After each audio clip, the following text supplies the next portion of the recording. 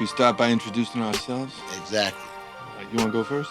I think the most beautiful, uh, uh, intelligent, vivacious person should go first. I think that's you. You think that's me, huh?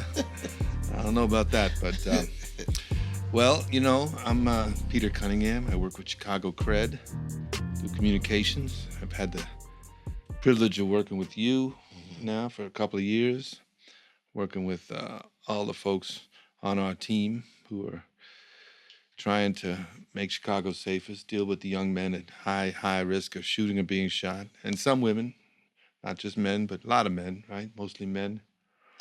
And, for me, it's the culmination of a long life working in politics and public affairs and government. And I started working on crime issues back in the 1990s when I was in City Hall in Chicago. When they first started trying to do community policing. And, so I've had an awareness about gun violence and crime in Chicago for a long time. And then when I moved into education, I watched how some of these school shootings played out, how they affected school kids. Working with Arnie, of course, and Arnie always talks about losing kids every couple of weeks, and so that's how I got here. What about you? So because I come from the environment, coming from born and raised on the west side of Chicago, and actually being a perpetrator of violence, coming out of prison, going into prison at the age of 17 for taking the life of someone, and coming out of prison about to turn 25 when I came out, with a goal of really trying to effectively mentor young people that were like me. And I made a commitment to the family of the victim, and I really just want to stick to my commitment when I came home. So I've been doing it for the last 20, I think 22 years now.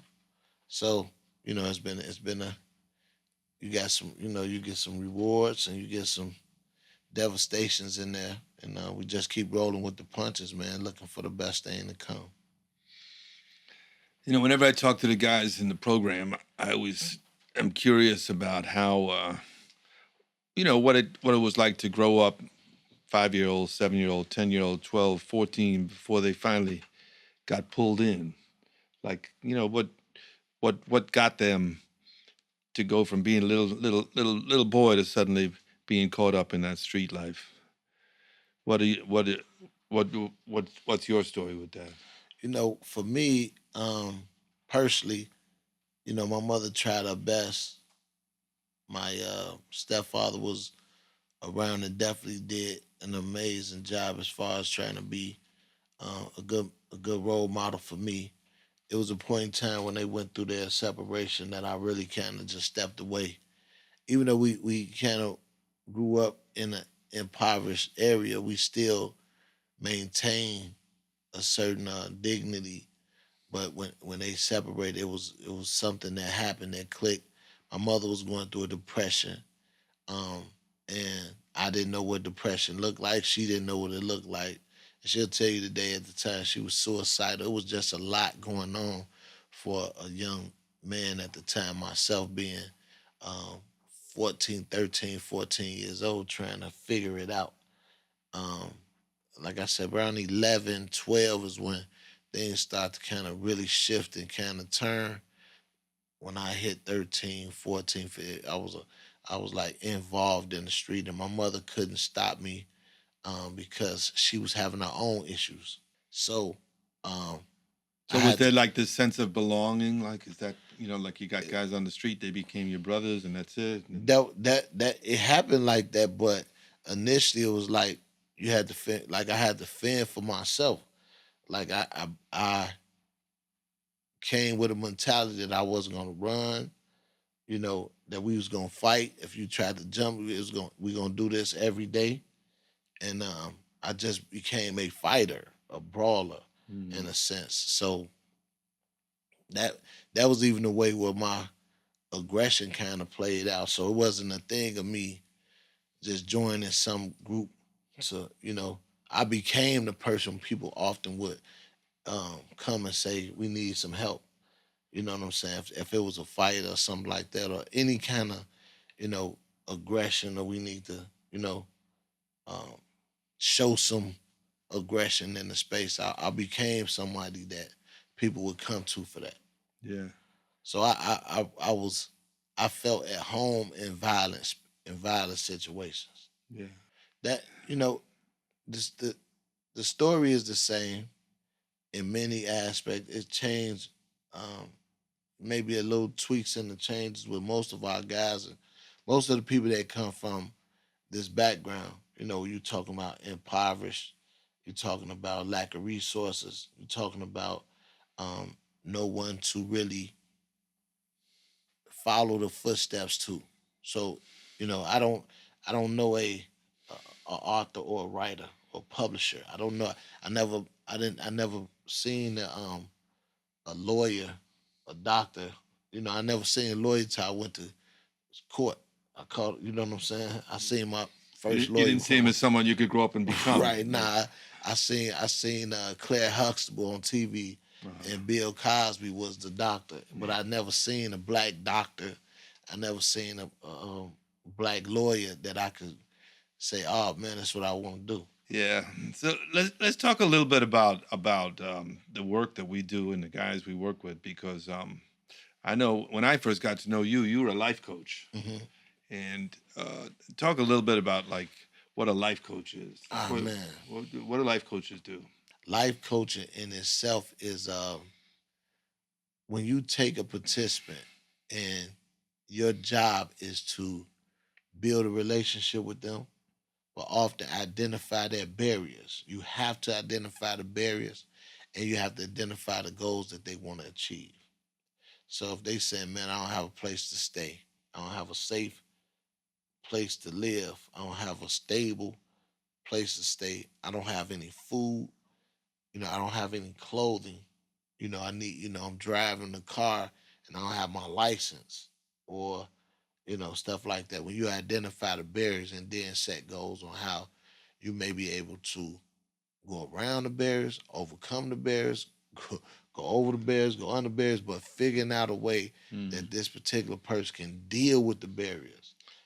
Because in life, sometimes you may not be able to get over a barrier, but you find ways on how you can at least deal with that. right. So if Right. your baby mama is, not letting you see your child, how do you deal with that barrier? Because you may not be able to just overcome it. Right.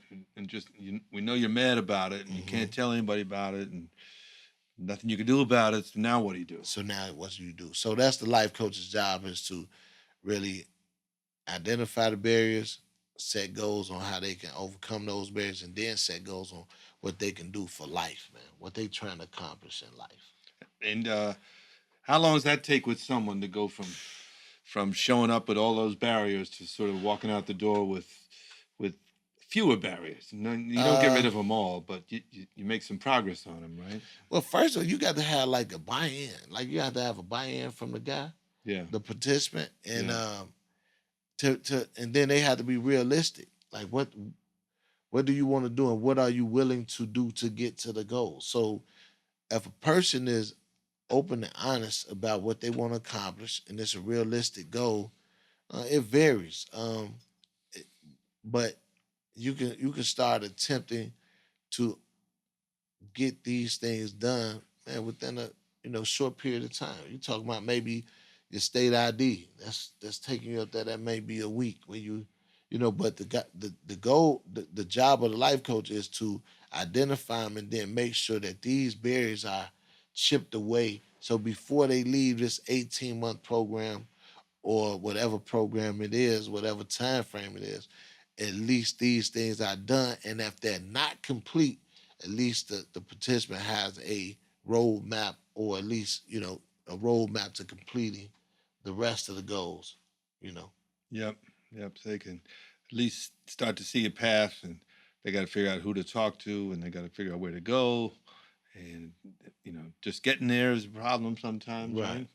right? I got a question for you. So, like, by you being on, say, the opposite sides of the track, Yep.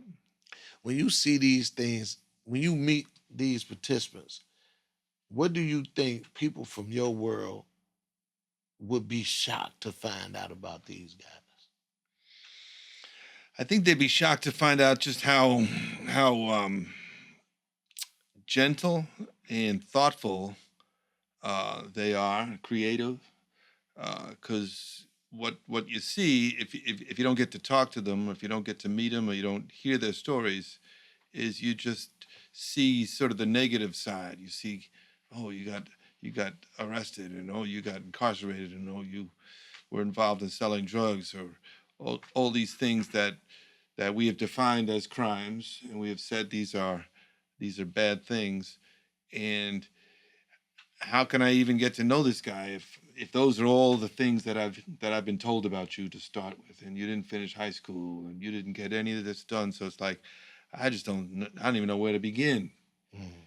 But what's happened to me is that I've heard story after story about young guys who started who were dealing with stuff at very young ages, 8 years old, 7 years old. I keep telling this one story about this one guy whose mother was a drug user, and he was convinced that she was getting ripped off, so he decided to go get her the drugs and confront the drug dealer and get the guy to give her a fair shake on her drugs. Like that story still just kind of blows my mind that 8-year-old kid was responsible for that task. And that was his way of coping with the world. He had to do that because otherwise his mother didn't have drugs, and she was struggling. And so I feel like seeing the humanity in these young men is incredible. But unless you're willing to sit with them and get to know them and everything like that, you don't see it. And so that's been the big thing for me. People don't get to see how funny they are, how creative they are, how gentle many of them are. Mhm. Right, that's what I get from it. You know what I heard you say was that well, you made me reflect on this. Like, if you take everything that people don't know about each one of us, you, anybody, right? And if you say take all the bad that not many or that people may know about, people may not know about, take all the bad and plaster it on the wall, and you say, hey man, Mm. a lot of people might not like you, me, or somebody just based on the bad. So when you Not even gonna start. right, Yeah. so when you take all the negative about a person and you say this is him, Yep. and now meet this person, and you're like, whoa, you already got a Right. thought in your mind about who he is and what type of person Right. is gonna sit at your table, so he can never come to your house for dinner. Right. You told me Like, 7 bad things about this guy, and now you want me to meet him? now you want me to meet him? What do you want me to say to him? Right. So Yeah, I think that's horrible. yeah, and that's kind of the way the world kind of works sometimes. And so yeah, so you When talk. how long was it before you started doing this work? Did with did you kind of come up with this concept you have of these guys? Well, I've been reading about crime my whole life. I grew up in New York, and so in the 1960s, I was born in 1957. Damn. Yeah, I'm an old man, and when I was a kid in New York, the civil rights movement was happening, so there was a lot of tension, a lot of tension around race, and I grew up with that. And Malcolm X. I remember when Malcolm X was killed. It happened in New York in Harlem. I used to Wait, drive. wait, wait, wait. You hold on. You was around when Malcolm X got killed? I was. I was. I How was. old were you at I was that 8 years old. 1965, I believe, is when he was killed. I was around when King was killed. I remember the day, and I remember the riots in Harlem. time? I used to drive through Harlem to go to school, and I remember seeing Harlem after the riots. Burned out buildings, and like I said, I knew about Malcolm X. I watched it on TV. Vietnam War was happening. Student protests were all happening. The '60s were an intense time. So that was my whole orientation towards people of color when I was young. Like the civil rights movement was a big deal. But was it so what I'm just being asking a question. Straight up, man. What side, like, cause we, Well, I didn't even finish. I was afraid of black people. okay, go ahead. I was growing up. I was afraid of black. There were neighborhoods in New York I wouldn't go to Okay. because that's where the black people were, and they were scary. And I was afraid of getting jumped. That's what I called it back then. Jumped. There were no weapons. I never saw knives or guns or anything as a kid, but I got jumped a couple of times. Somebody take my money, something By like black that. people? Yeah, like on the train once Oh, in a yeah? while. No Nothing heavy. white Never got guys? beat up. No white guys? No, white guys didn't beat me up. They didn't take my money. Weren't a lot of black kids in my neighborhood when I grew up, um, and so I just grew up thinking you just got to be careful. You live in cities, you got to be careful. That's all. I never felt hate. I'm definitely aware that sometimes people hate what they don't understand. Oh yeah. And on either side, regardless what race, color, creed, people hate what they don't understand often. Yep. And I get it. Growing up in that time frame, things may have been certain pictures may have been painted. Where it's like this will happen, and certain things may have happened. So once again, somebody robbed you, then you put a a thought in your mind. Okay, is this group of people, They're all bad. are they all robbers? Yep. You know what I'm saying? So now you're looking at this particular group and say, well, I'm not gonna take a chance. So I'll try to keep my distance as much as possible. Be wary. So Right. wary. If I see him down the street, I'll run, turn the other direction, cross the street, whatever. That's crazy. Because we talk about black people, we laugh at that crossing the street like white people cross the street when you walking. Like that's funny. Yeah, it's the opposite. We let you have the sidewalk. That's funny when we see y'all cross the street. Like, damn, bro. Yeah. Like, that's crazy. Yeah, I went away. I went to a lot of fairly exclusive kinds of schools, so I didn't have a lot of racial interaction growing up, to be honest. That's unfair, man. And then it wasn't until I moved to Chicago really. Wait. What's that? I'm going too fast? No, yeah. Until you moved to Chicago, that you had some black friends? A lot of them that I had real friends, people I worked with a lot more. Once I got into government, once I got into politics.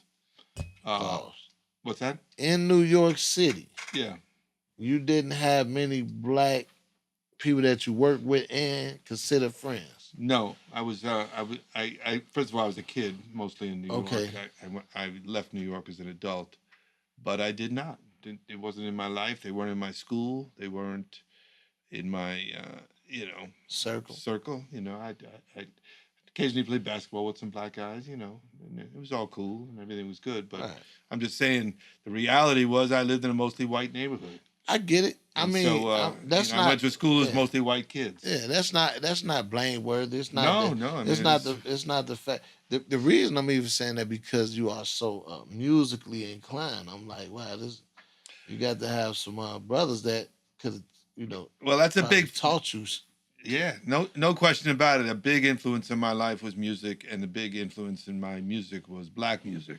Blues, especially with soul and Motown, especially. I grew up with that. That's why I was going with that. Like knowing the history of, I mean, when you got guitars and every instrument around, and I know that you really love music, and I know you have some influence by the blues and stuff like that. So when I hear you say, until you came to Chicago, that was you hadn't really been engulfed into, not even engulfed, but I would assume you had a longer history.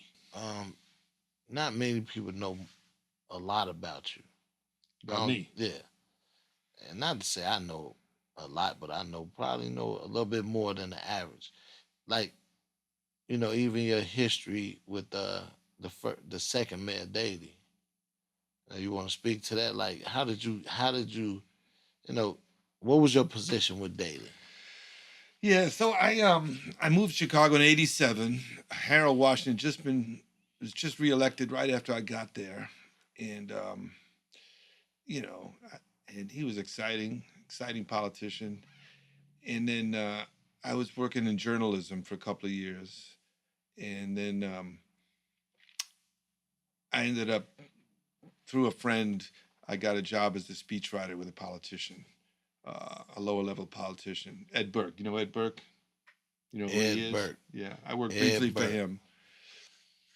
He's he was an alderman for many years. At the moment, he's in federal prison. But That's what I know. yeah, Yeah, that's how. then I worked on a campaign in 1990, and the guy I worked on the campaign with then worked on Daley's campaign in 1991. Daley was first elected in '89, and then after Daley was reelected in '91, they said, "Okay, we need a speechwriter in here." And I started as a speechwriter right away, coming out of journalism. And they set up an interview with me. I went in to meet Mayor Daley, and next thing you know, I was his speechwriter. And so I worked as his speechwriter for 4 years. And then in '95, he was reelected, and then he promoted me to sort of like one of his kind of lieutenants, helping him with different projects. And that's where I started working on crime, started working on transportation. I would work on tourism. I would work on whatever issue he had. He just needed 3 or 4 guys. He could say, "Hey, you deal with this issue." And so I worked for him for another couple of years, and then I left and started uh, a consulting business where I just give people advice about what to say and how to get media and how to handle media and just I write speeches for people.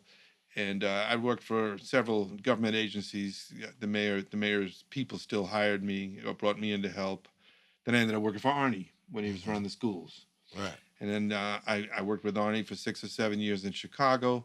And then when Obama was elected president, I went to Washington with Arnie for 4 years, uh, always in communications. And that's where I got a lot of background in education. And then came back to Chicago in 2012. And, still going on. And then when Arnie called me again a couple of years later and says, "I need help with Chicago cred," I was like, okay. So that's where I am. So that's how I got here. You know, when you said a whole lot, but that's your story. That's what I know about you. Um, and a lot of people may see you and don't know. This is Peter's connection to the work and how he got involved. But one thing I always think about when I meet people of different professional backgrounds is that once again, like we were talking earlier, I never met someone with this your background, right? To even be able to say, look, how do I become a journalist or a writer, a speech writer? Yeah, what are the steps that I would take to do this? Because once again, one thing I noticed that our guys, our participants say, or they are creatives. They'll tell you things like, I don't want to work for anybody. Like I want to be my own boss. I want to have my Right. own business. And sometimes I think the words that they're using is lost in translation. And what they're often saying is like, man, I want to use my creativity to do something to be who I believe I should be in the future, and I don't know how to become that. So you see a lot of them saying, I want to be a rapper, or I want to shoot videos, or I want to, and they really just saying that's what I see people like me doing. And I see people Looks become like fun. successful. Yep, yep. It's not even just fun; it's the fact that I see success in this. Somebody rapping, somebody managing the rapper, somebody shooting a video. It's really like, okay, I can see myself doing that. Yeah. If I never seen someone rather look like me or even spend time with me to tell me, how do I become this? This is the benefit of this. Right. Because the other part is we often thinking about, man, how can I take care of myself and my family? Can I do that with writing speeches? Yeah. But who knows to tell them that? That's my Who's going to point. even tell him, and who's going to hire him, and does he have the skills to do it? And I'll say this though, just culturally, this is something that I'm learning, that the the culture that I come from, that often our participants come from, is a culture of trying to find out how to do it on your own. We fill out resumes and try to get a job, and we asking people that's at jobs to, you know, are they hiring? And what I heard you say, this is no knock to you. I didn't hear you say one time a resume. I heard you say somebody introduced you, then they introduced you, then you sat down directly with this person or man, Right. and then so it was a lot of nepotism.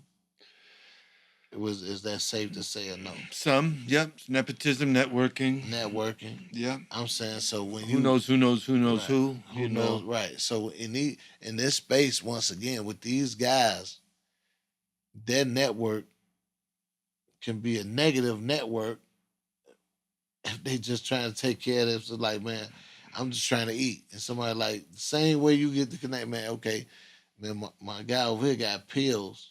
Yeah.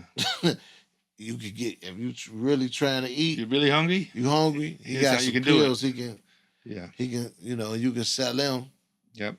And then you find yourself doing stuff not that you was looking to do, Right. but because you're doing because that was the network that you had.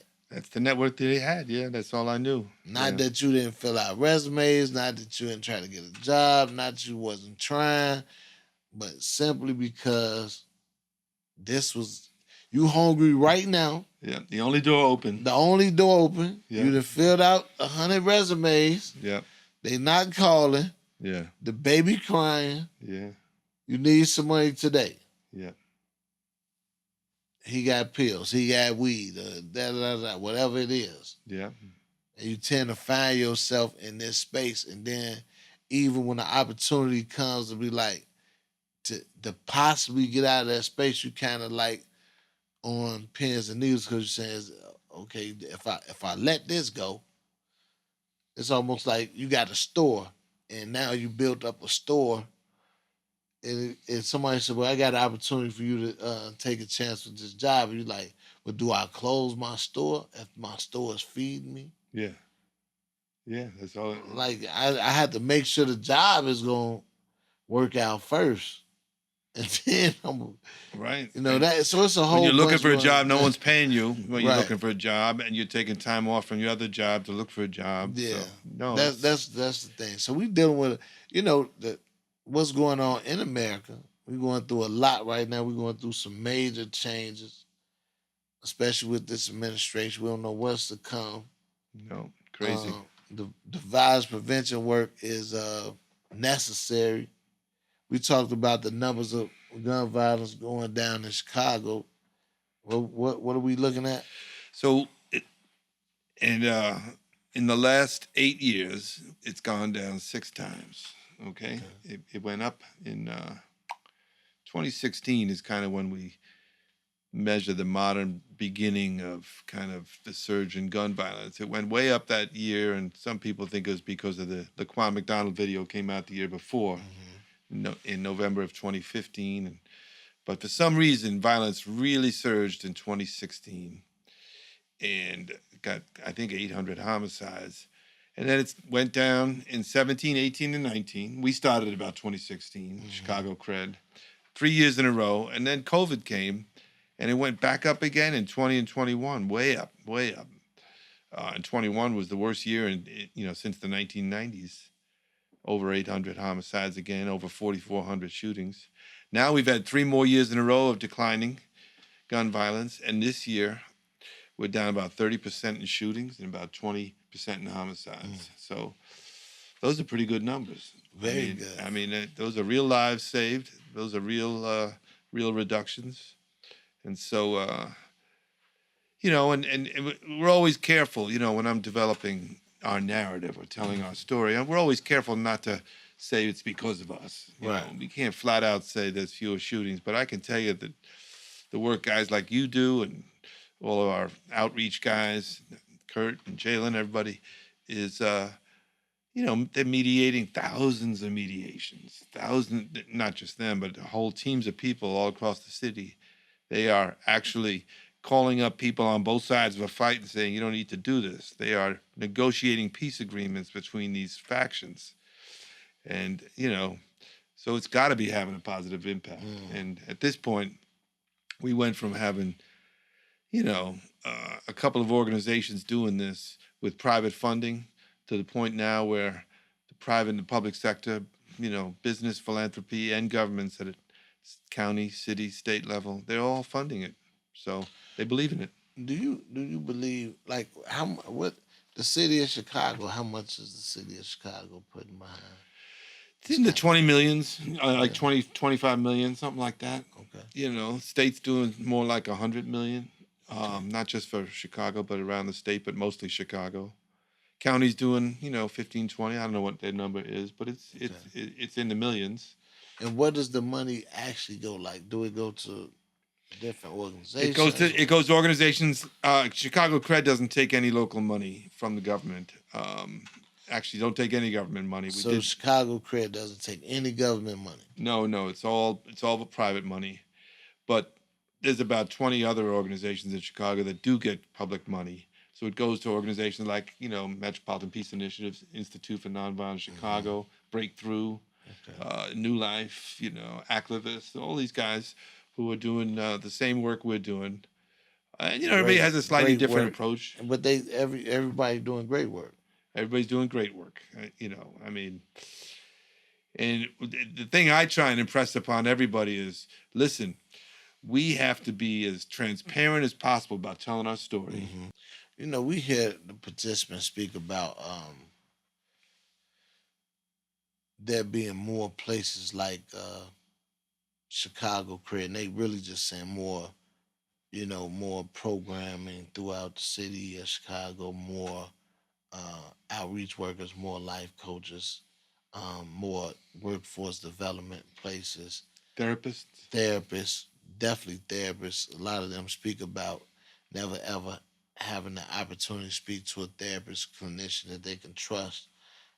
So that's been a major asset to them, as well as every other thing else. But being able to take these sites and multiply them in different locations throughout Chicago. Yeah. Like, what would it look like if we had a site basically, and just for all the non-for-profit programs doing this violence prevention work, but we had a site, man, in it's like every neighborhood.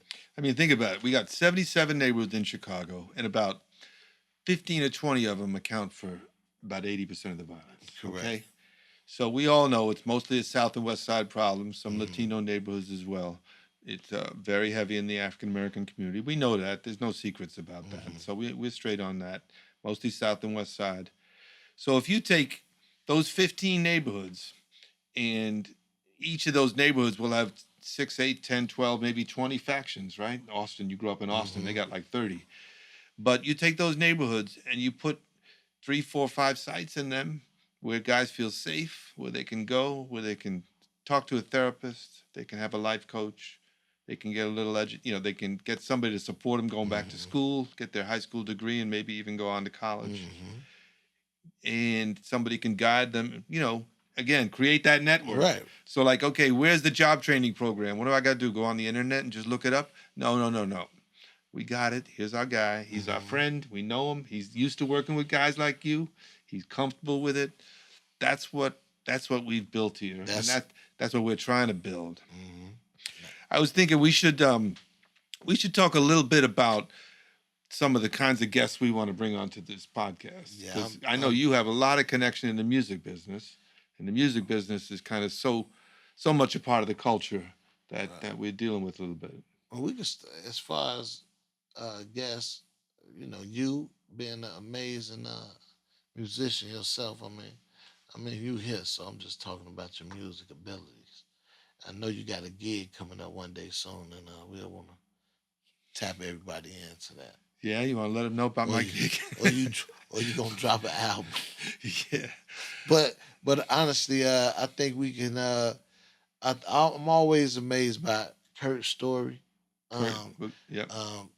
Former gang leader.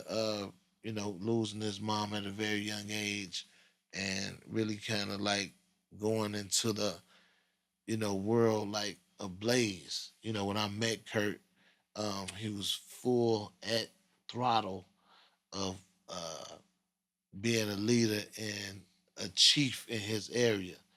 And I was, by the grace of God, I got a job out of prison working with young guys, and I had Kurt to come with me, and I asked the people to give him a job, and that's how he started this work. Oh yeah. Yeah, so You actually brought him into I this work. brought him into the work. Okay. So All right. I got vested interest in seeing him winning. Man, I love to see him win. He flew past me as far as the category of just showing up and showing out in this space, and I love to see him. I love to see him in his glory, as far as really being devoted to the work and trying his best to get back to the city of Chicago and other places. Him, Billy is another one. Yep. Billy's story, Billy Moore. To hear about Billy and the actual where he's at now. I think a lot of people know about the Benji Wilson situation, but to know where he's at now, as far as being an author, Yep. as far as of a phenomenal book, as far as right now he's studying to get his master's. He has a bachelor's degree already. He's studying to get his master's. Um, the death of his son, the death of a lot of participants that he worked directly with, his nephew or cousin. Um, we've been shoulder to shoulder on some of these situations where we both shed a lot of tears over losing some of our participants. Mhm. Talking to him, and then going even outside of Chicago, cred. Um, but not stopping there, but Mr. Banks, Big Dirt. That's always a great guest. Yep. Um, You got a story. Tay Savage and Blazing Dog. Yeah. They just did this amazing sit down where some forgiveness was asked for, and apology was given, and some forgiveness was given on her behalf, talking to them, man, really like how can we invest in them in the space where, and how can we congratulate them as a city of Chicago for coming to a space where nobody was kind of like expecting this, or even they're drill rappers. Yeah. They rap about hurting and harming people. Right. So how can we help facilitate them into nurturing a space where we're not talking about that? That's what I love to see happen. Yeah. I'd love to give them a platform to talk about, you know, the peace and the work we're doing on peace. We haven't had this conversation, but I'm gonna be candid about this. I'm not a I'm not a call police first type of guy. I'm not. It's I'm kind of not. part of the problem, isn't Yeah, it? no. I mean, See, I'm not blaming you. I'm saying that's I part of the understand what problem you're is that saying. people don't trust them and they don't feel like they can call them and they don't feel like it's going to lead to good things, right? I personally feel like the system that we have today is not set up to help the overall problem. So when I say the system, I'm talking about what we know today to be. I know police to come after crime happens Yep, for the most part. and Yep. try to solve the who did the crime. Yeah. I'm more on the side of trying to prevent the crime from happening. Amen. So that's where I'm at. And That's what one police chief said to me. He said, we was talking about violence prevention. He said, your job's the next shooting, my job's the last shooting. right. He was honest about it. He knows the police show up for the most part after the fact, try to find out who did it. Mm-hmm. Sometimes they deter it with their presence. Sometimes, Yeah. and they're trying to deter it. Often But we're totally in the business of deterrence. We're totally in the Yeah. business of it, and also helping people. You talked about forgiveness before. Like that's a big leap, man. I mean, I've never lost anybody to violence, but if somebody came up to me, if I lost someone to violence and somebody came up to me and says, can you find it in your heart to forgive? That would not be the first thing in my heart right now. I mean, that would not be what I would be thinking about. often you hear people talk about Chicago drill music and it's all bad, bad, bad. It's like, man, but it goes viral if there would have been a fight or somebody would have died Right. behind That's it. all everybody wants to see. And again, it's like we were talking about before. Let's just talk about the bad. Keep talking about the bad. Only focus on the bad. And the ones who do find it in their heart to forgive, the ones who do change their lives and get better, the ones who do, despite all the barriers, overcome all those barriers, we don't celebrate them. We don't celebrate So them. that's what we're here to celebrate. That's right. That's right. That's what we're about. That's what we're about. All right, man. Well, it's a good start. Let's do it. My man.